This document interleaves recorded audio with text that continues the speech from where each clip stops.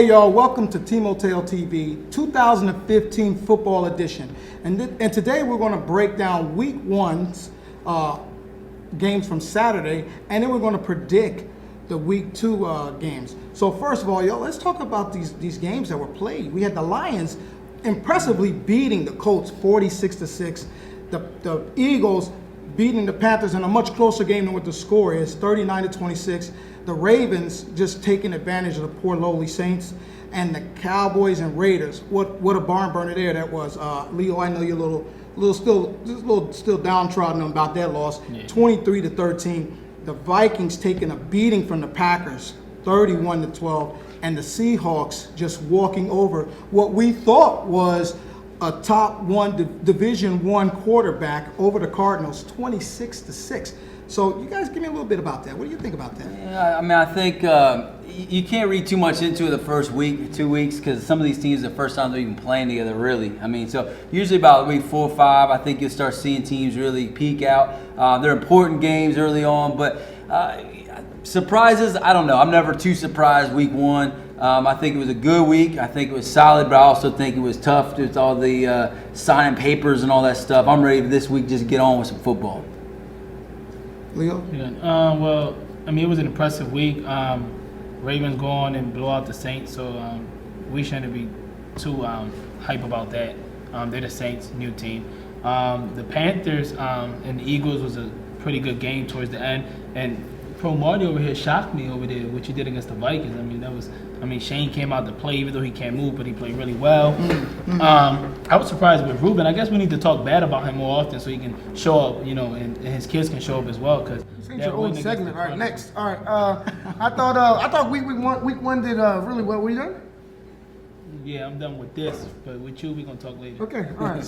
So week one, I thought it went well. There's a lot of stuff going on. I was real busy, didn't get to really enjoy much of the games. Watched a lot of the films, and all I can say is this year's gonna be very competitive, and I'm looking forward to week's 2 games here. So I don't know. I'm with Chris. Week one is week one. Anything can happen. I think once you get closer to week 4, you'll really know. So I think week 2 is gonna play a big part in that. Hey, you know what? And I have to take back a statement that I made about the Packers quarterback saying he moved like an old man.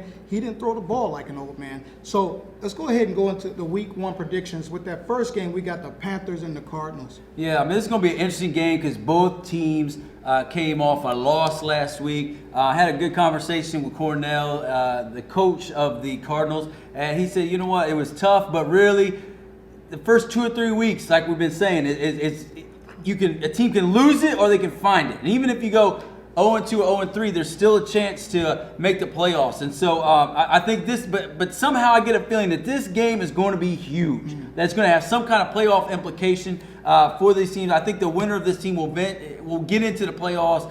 The other ones may have a struggle. I mean, could be one of the poor 4. So I think it's going to be a big game. I think Randall, quarterback of the Panthers, is looking a lot better this year. I think that, I see 2 good franchises that are going to be. I think it's going to be a good game because they both have good quarterbacks. They're very similar in how they throw the ball and that sort of thing. So.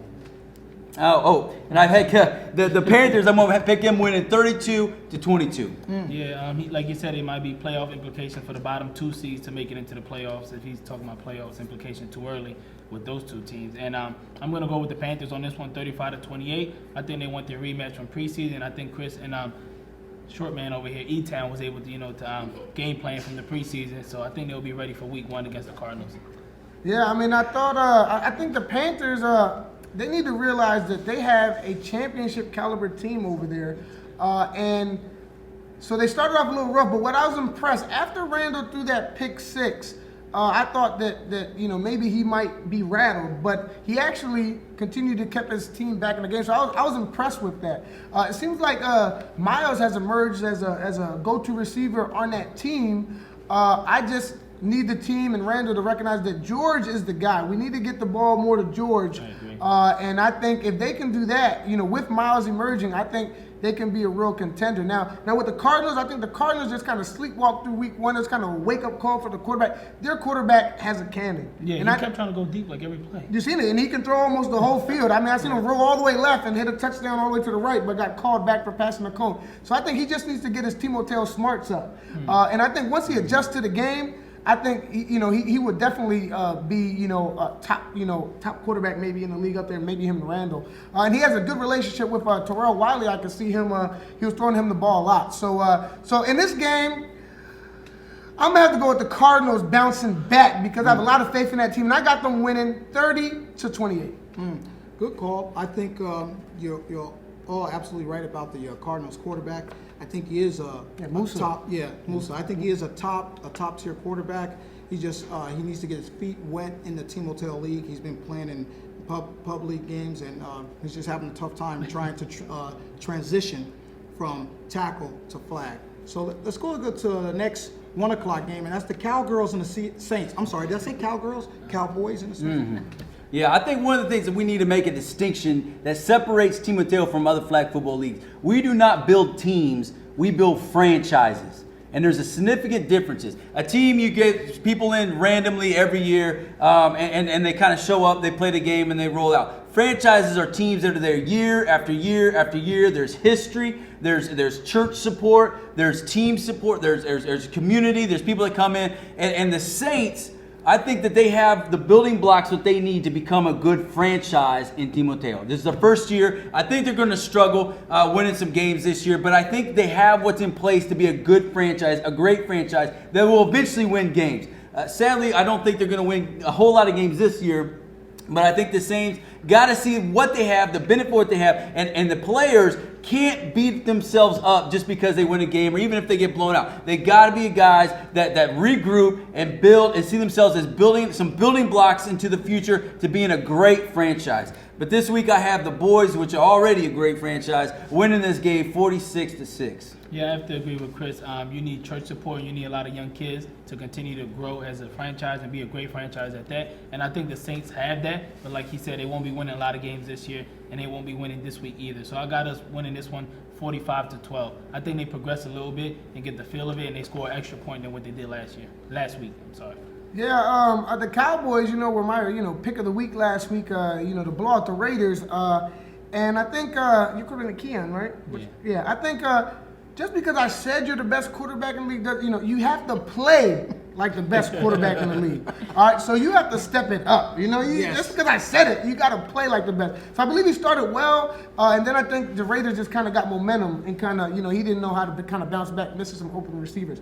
I'm also calling out Kwamir. On the defense, he's the big bully over there. You know what I mean? And he has to get that defense going. And I thought Leroy was real impressive. What impressed me with the Saints this week was they are building a franchise over there. They have a lot of great coaches that they're bringing in, and I like what's going on over there. In the second half, it seemed like they started to get in a little bit of better rhythm against the Ravens, and I seen Tyler, Christian, and Carlos kind of step up on offense. Right. And on defense, I seen Xavier and Luis Martinez, no relation, really kind of step up as well. So in this game, one thing that I learned from last year is that the Cowboys always overlook Yeah, who I they was play gonna when say they the got same thing. upset by the Lions last year. Yes. And I'm calling another upset. You might call me crazy, but I said the Saints are going to make a miracle this week, and they will win 27-26. I think we should drug test all the coaches in Team Mateo Wow. after this week. I Especially with that statement. I like what you said about that because I was going to make the same statement Yeah. about the Cowboys. Remember the Lions. When they look past, when they're not looking at week 2, they're looking at week 3, and they look past and look at the next team. So I hope that Leo and the rest of his staff are not looking ahead of week 3 instead of staying focused 0-2. on the Saints. All right. Saints win. Leo's got to go. All right, so let's look at that 2:30 game. The first one will be the Raiders and the Lions. Chris, what you got? Yeah, so this one is interesting. The Lions, what a shock, right? I mean, did I not say that they had a great quarterback, and you guys laughed. And here he goes. He puts up 7 touchdowns and gets the MVP of the week. And the Lions, they're the real deal. Now, they got the top seed in the power rankings. Now, the power rankings takes in consideration your ranking in offense, your ranking in defense, and also your win and loss record. And so the first few weeks, it's kind of skewed a little bit about who's really the top seed, who's the lowest seed. And so really by about week 4, we'll really get a clear picture of what the deal. So right now, the Lions and the Raiders, we got to figure out. I mean, this is really two top-tier teams according to the power rankings going at each other. But I got to wonder, are the Lions really as good as number 1 seed overall, or was it a Colts factor? Was it they're so good because they played the Colts and anybody look good against Colts? I don't know. We don't know. It's too early to tell. But I do think the Raiders are tough. I think they're doing things that no other team is doing in the league. They have iPads and they're coaching from iPads. They're in the next age, right? We're all behind. We're using wristbands, all this other stuff, and they're to another level. I think the Raiders outdo everything this week. They're going to win this game 34-6. Wow.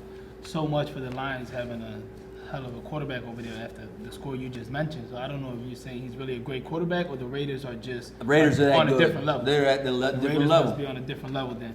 And I got the Raiders winning this one 33-13. I just think that Jock is going to put way too much pressure on Will, yeah. And I think the old man effect that he was talking about of Shane just switched over to Will. And I think that Jock constantly putting pressure on Will is going to slow that Lions offense down. So I think the Raiders will win, like I said, 33-13. Yeah, I mean, I think the Raiders they played an impressive game this last week, but the Lions played a complete game, and I think they're the first team to play a complete game. They did on offense and on defense against the Colts. With Will, I mean, throwing 7 touchdown passes. I mean, he got some new additions that kind of came back. I seen Dada over there, and Carlos seems like a staple. He has the weapons to be a premier offense in this league. And defensively, I seen Pedro and Alex kind of really step up. So it looks like if they can play like that on both sides of the ball, you guys might, I think they could be a top 2 team in the league. And I think this is going to be the test for them. Now, one thing is that they were playing with the lead the whole time. They never played from behind. And in the battle, sometimes you got to come back. So I don't know. This is going to be the test. Can Will keep his composure with Jock, constantly putting that pressure? Now, people want to talk about the Raiders quarterback being real good and Smoke, and that's a smoke screen. I think that was just pure luck. Smoke does not impress me at all. He's about this big. He is. He's real He's small. about this big. Who's taller, him or Smoke? Eric's tall. I think E-Town is definitely taller. Smoke's Yes, taller. see, his arm. Smoke's Nothing taller. impresses me about Smoke. Yeah, he doesn't. Nothing impresses me. He looks kind of strong. That's about it. But Jeff is the what makes that team going on offense, and he had more receptions than everybody else on his team combined. Wow. So if you can stop Jeff, you will stop Smoke. And I think that's going to be proven this week. And I said the Lions win 32-27. Wow. Well, you're talking about stopping Jeff. I think the Lions are going to have their hands full stopping Jock because Will is not going to be able to get out of his way. I mean, he He's runs not gonna that be able to get defense. out- I mean, he if you is take not Jock gonna out be able that to get out. defense, then I'm pretty sure that Right. Will can have a heck of a game and Right. put like 50 points against the Raiders. He But the is fact not- that yeah. Jock is there, Jock is the force, and he's their defense. Right. That He is. constant pressure, I just think is too much for Will. Will's not. He's not that mobile, and he added a couple of pieces that they were hiding during preseason, Yeah. which was impressive. Like Saturday showed up, and here is Surprised the coach. here's a Lions team that we've never seen, and they're just blowing people off, Well, off the field. and I think that's got to do some with the Broncos coaches over there, just Yeah, kind of pulling a trying to fast tell one on you, it's people, a Different coaching staff. Yeah, I'm they telling got you, that. Kevin has brought them They over. got a young head coach Kevin who's hungry, and then they got assistant coaches that have championship caliber, championship experience around them, and I think that together is helping the Lions. But again, they're playing against Rob and the heck of a Raiders team. Well, hey, that's going to do it for Week 2 predictions. Stay tuned for the second half of Team Hotel TV 2015 Football Edition. Got him.